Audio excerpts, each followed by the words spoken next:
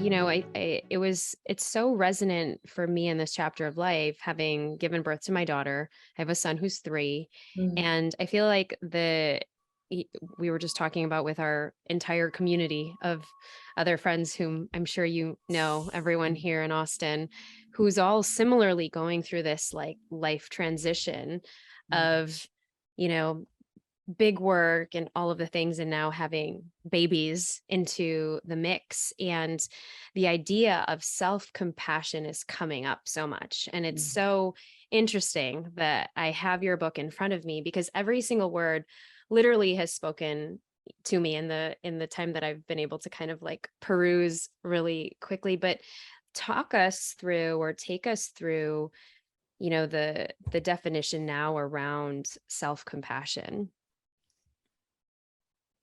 Okay, everybody right now, think of all those things you don't dig about yourself. It's like your arrogance, your insecurity, your reluctance, your fears, your neuroses, all those things that like our culture, this, the personal development space is always coaching us on like how to hack all that stuff, right?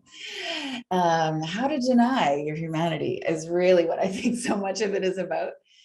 And imagine that all those things that you've been trying to rise above, get over, push away, like you created them all. They're all your babies. Those are all your little thought babies. You created your fear. You created your arrogance, your neuroses, your greediness, whatever your thing is, you made it. And why don't you just love it?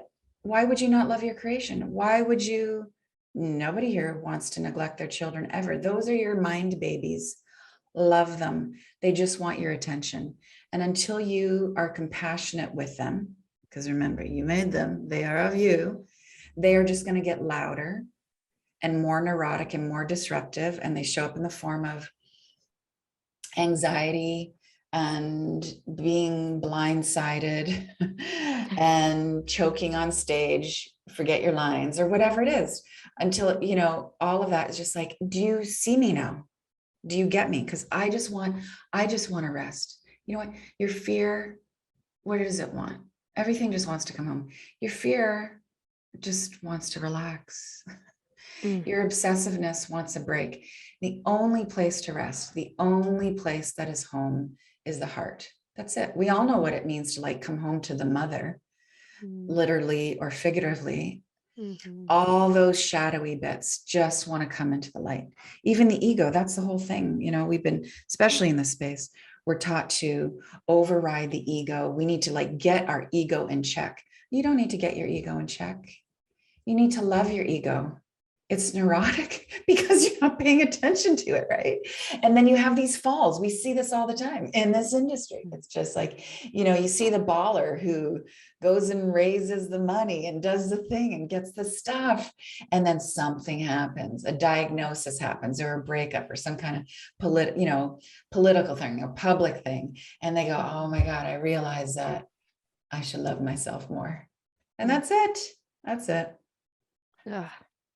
I love how you break it down in just so simple, because Pretty simple. there's this there's this chapter in your book, and it's chapter 18, and I have it open under loving thoughts. And I think I shared with you kind of like right before we got on the call, but I'm also writing a book right now, and it's Mhm. going to be coming out later on towards the end of the year. But you write the first few lines of chapter 18. And by the way, this is kind of, I mean, we'll get into how you formatted the book because I love every aspect of it. But the Mhm. first few lines is, we can choose beauty in chaos. And my subtitle, where it's like the working subtitle is, how to embrace the joy in chaos and find magic in Mhm. the mess, right? But we can choose ease in struggle. And I love that you're really pointing out the duality of the light and the dark, the duality of both of the feelings that are living in the Mhm. moment. Can you just talk about the bigness of those two? Because Mhm.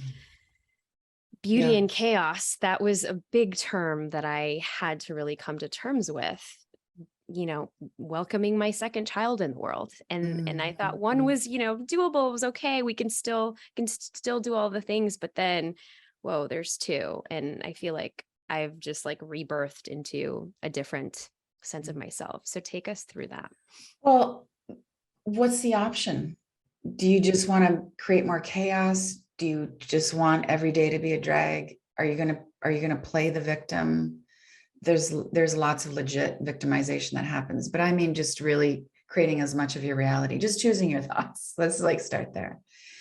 Do you want to be happy or not? Do you want to, actually happiness wouldn't be my first choice. I would say, do you want to have a meaningful life and feel connected to the divine and to each other? Do you want intimacy? Do you want some peace? Okay. Yes. Is everybody yes? Let's say yes. Okay. Then what we should do is we should always be seeing the beauty. And it's actually very, for me, my interpretation of this is it's very metaphysical in that when you see the beauty, so you have to be in beauty, you have to be embodying love. You are this lighthouse. And when you shine your love in a particular direction, love becomes light. This is why love and light do go hand in hand. So you are love, consciously send it somewhere. Great. You're going to send your love to this chaos, to the mess of two kids or political division, polarity, all of it.